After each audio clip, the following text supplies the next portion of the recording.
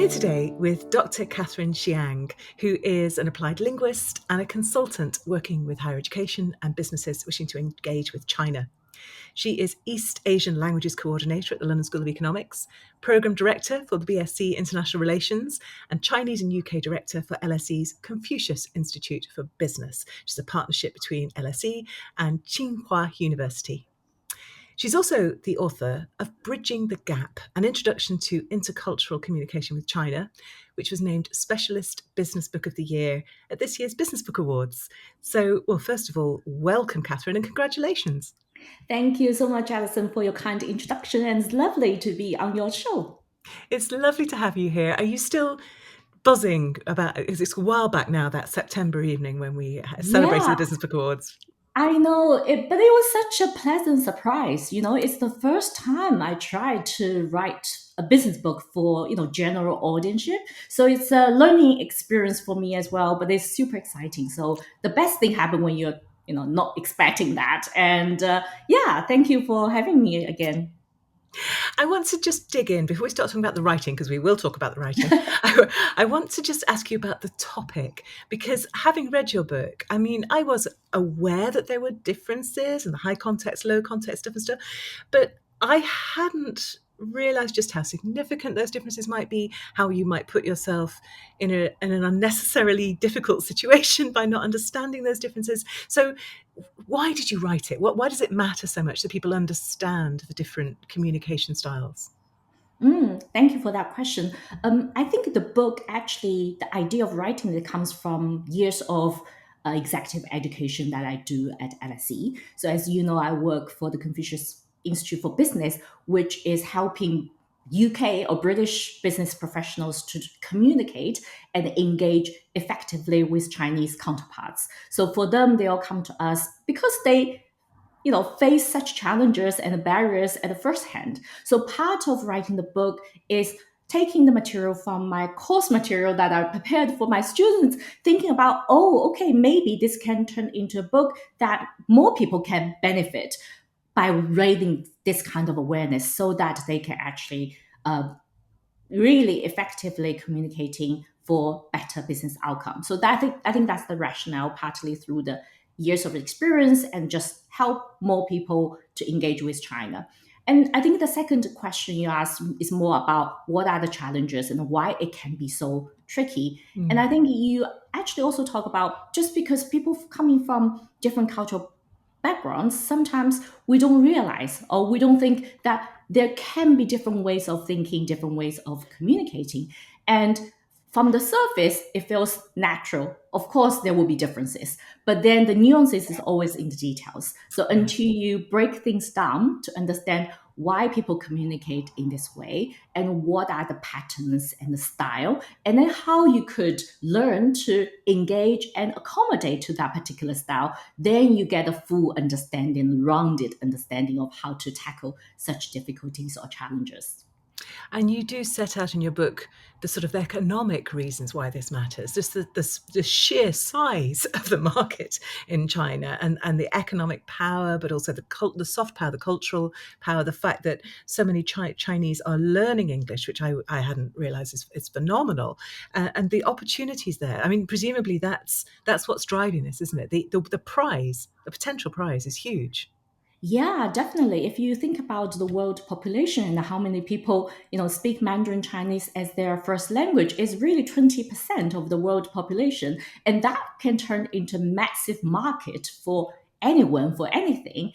And also in the last 40 years, China now rose economically to the second world economic power. And that create more opportunity for international trades and business to take place. And I think as I mentioned in the beginning of the book, and you rightly pointed out, there is a gap. There's a gap in terms of people's interest and investment in trying to understand each other. And obviously, the example that I gave is through how people invest time in learning each other's language, because language is so closely intertwined with culture. I think the number, back in 2018, just pre-COVID, in China, over 400 million people learning English. Of course, English is important because it's nowadays the lingua franca, but across the whole world, only 30 million people learning Mandarin Chinese, yet we have 1.4 billion people speaking it, using it daily. It's the biggest, language in terms of native speaker of the world. So I think there's a little bit gap, and part of the book is trying to address that gap and try to raise more awareness and possibly more interest for people to learn about China, Chinese communication style, and it is one of the greatest world, civilization. And that really I found fascinating as well. You sort of gave a little picture of the Mona Lisa and then a picture of a really classic Chinese picture, of course, I had never seen before. So that sense of just lack of that blind spot to this astonishing culture as well, which I think is a real disservice that our education system does us. Which is really fascinating. I don't know if this was your intention, but I came away from the book terrified at the idea of learning Chinese because it's so easy to get it wrong. I mean, the inflection is something we don't particularly have to think about in English, but it changes the meaning completely in Chinese, doesn't it? You've got those 4 different inflection patterns. I thought, I'm never going to do this. No. Please don't be disencouraged.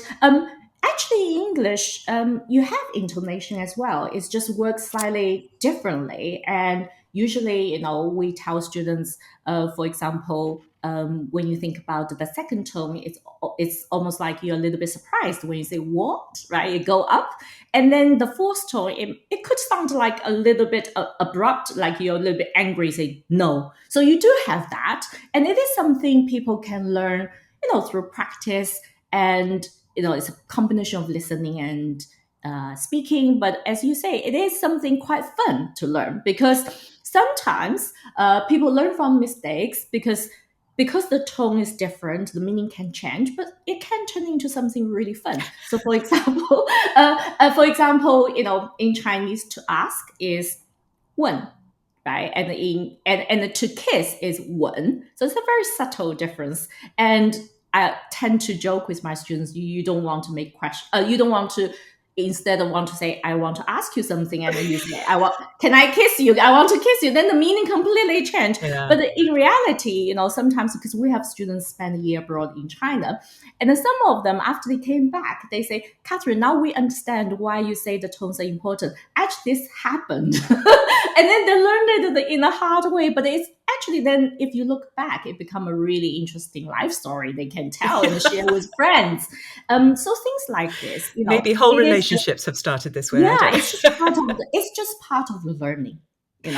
But most of the people listening to this probably haven't learned Chinese, may not learn Chinese. But you give some really interesting examples in the book of the sorts of mistakes that we can make, even in a meeting in English, around just how to approach the agenda, for example. So just give us a little example of how things can go wrong if you're just not aware of the cultural differences.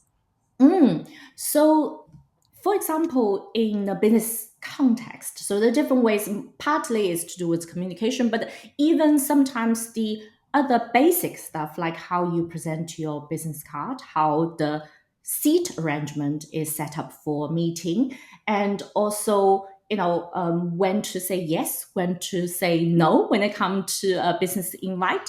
All that can make small differences. So let's take the seat arrangement as an example. Usually it's very important in China, whether you're in an actual kind of a business meeting setting or post business in terms of a business dinner or banquet. It's all part of the business environment.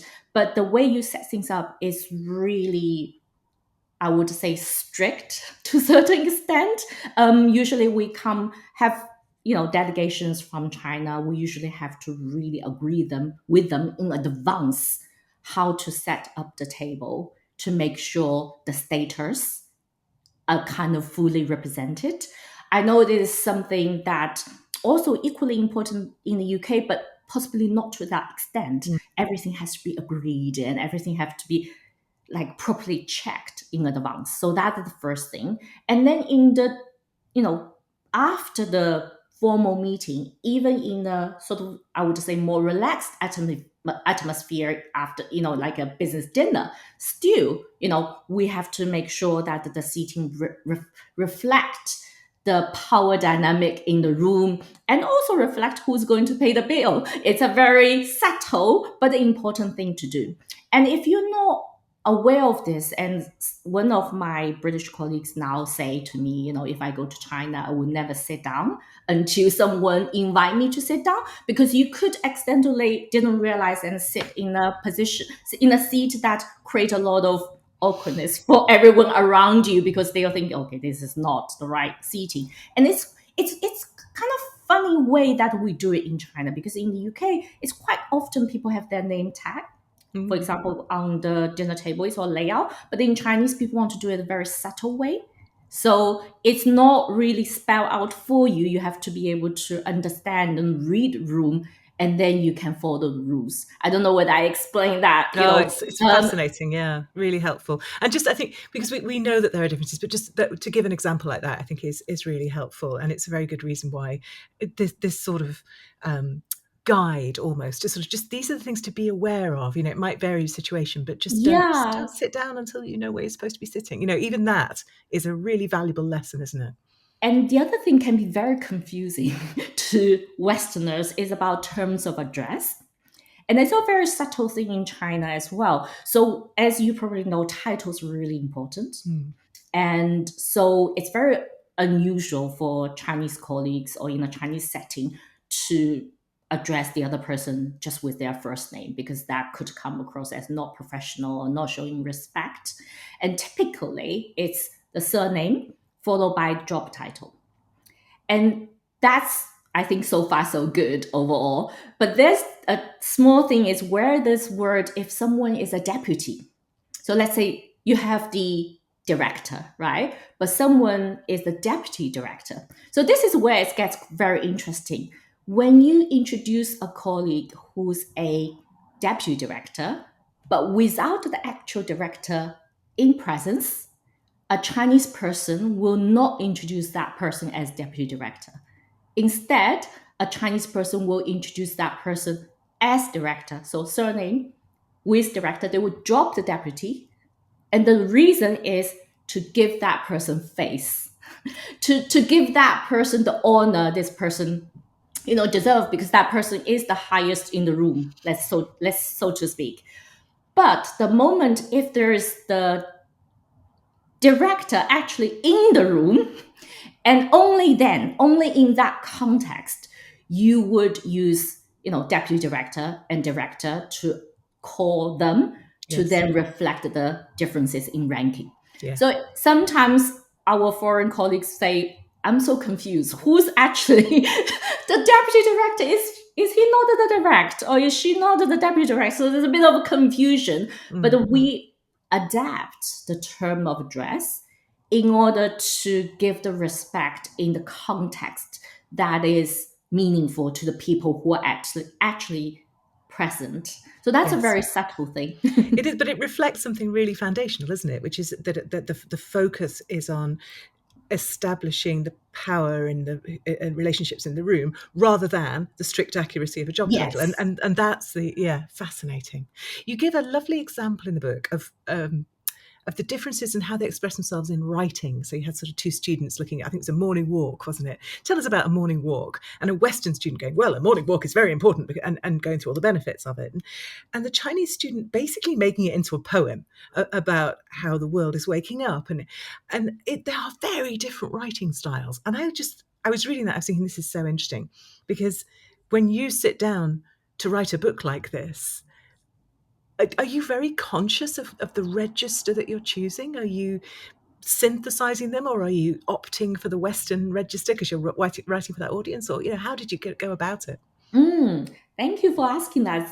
I think the first layer of the question is very much deeply cultural, because how we write, right? It's very ingrained in how we were educated and how we perceive what type of writing is beautiful, or what type of writing is, clear, for example. So I think that specific essay is one example, but I think another example I actually mentioned in my book is in a business context, is about how you write a request or how you write a complaint. That's like totally different. Chinese tend to Yes. start with the background. And why do we start with the background? Because we believe the moment I explain what happened, I don't really need to ask for resolution or make a request, because you should know already, right? But the British style tend to focus on clarity. So it will always start with the request itself and then explain Mm. why I request in this particular way or what is the complaint about, and maybe ask for a resolution. So I think that is very deeply cultural in terms of how we approach things, because we were educated in that way and reflect the value or the understanding of good writing. And in terms of my own experience writing the book, I think, you know, partly I think it's a little bit easier in terms of I have all my writing training done in the UK, because I did my Mm. master and my PhD. So I have been trained in a way to think and write more in a British style, so to speak.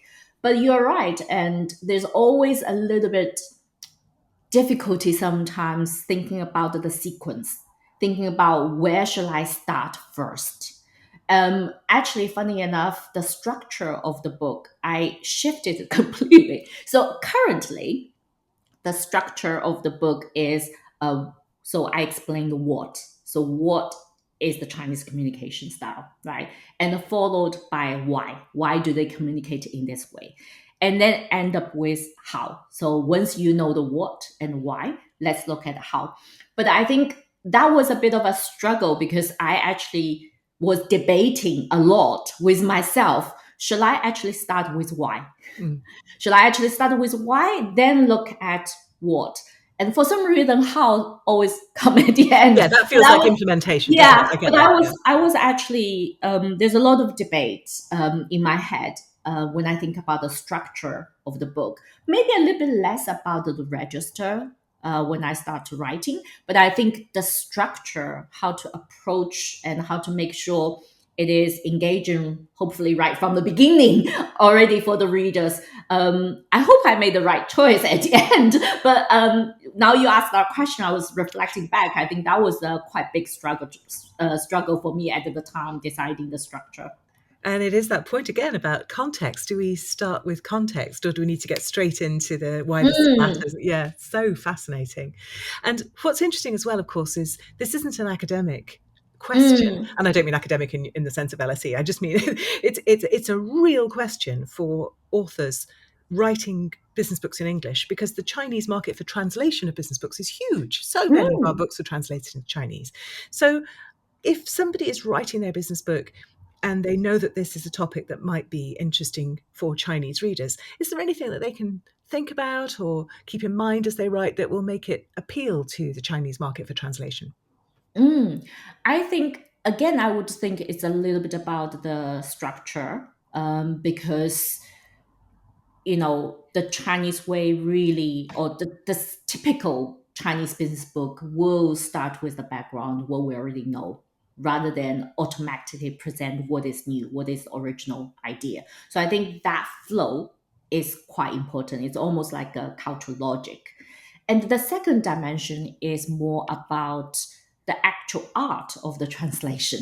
So that's more kind of nuanced in linguistics, and Chinese language is very poetic, and Mm. Chinese language has a lot of idioms, so we tend to use metaphor and idioms to illustrate ideas.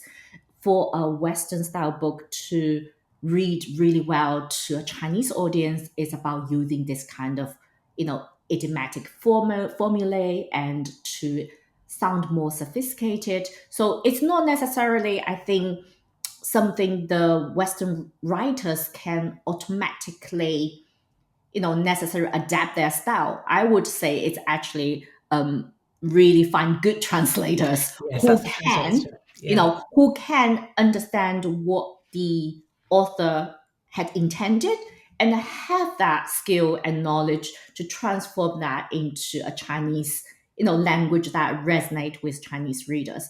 I don't think is anything, the Western writers necessarily have to force themselves to think in a Chinese way.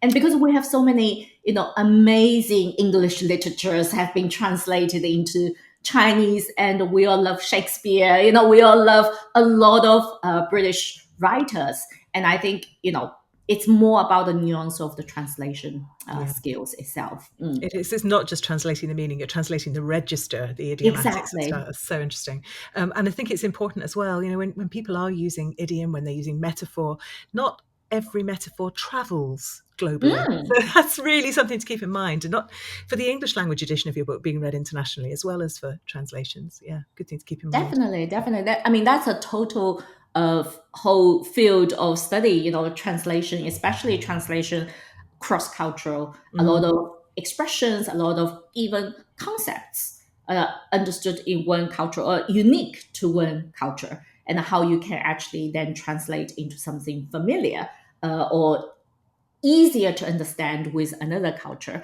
That is totally different, and it's very much based on the individual experiences, what we share, what Yeah. we know. I give you one interesting example because I used to teach that to our students. Partly I was more explaining the idea of cultural sensitivity, but it's relevant to what we say. Do you like Italian food, for I love example? Italian food. Okay, great. So if I ask you about Italian pasta, what comes to your mind? Spaghetti, ravioli, uh, Ah, fusilli. very good. Very good. I can see you like Italian food because you already give me three. So excellent. So if I ask Italian person what does pasta mean to them, exactly like you, they can give me 10, 15 different type of pasta because pasta is not just one thing, right? Now, if I go to a Chinese person and ask them what is the first thing come to your mind about pasta, they will say spaghetti. But the reason is the translation of spaghetti into Chinese, the literal word is Italian noodles. Because Of Chinese, course. Yeah, we yeah, love yeah. noodles. So this is the very easy translation for Chinese people to understand what is that is. It's the shape of noodle coming from Italy. So Italian noodles is spaghetti, and it is one of the very first and most common pasta being imported in China. But then if I ask American, what does spaghetti to you? Can you guess? It's macaroni because mac and Mac and cheese. cheese. Yeah, Yeah. it is what they grow up with. It's a pasta that they're most familiar with. So that tells you, what the word or what the concept mean to different people. It's very much shaped by their experience, how they, being conceptually embraced in their Yeah. environment. And that's relevant to translation, but it's also relevant to understand key cultural values. Yeah.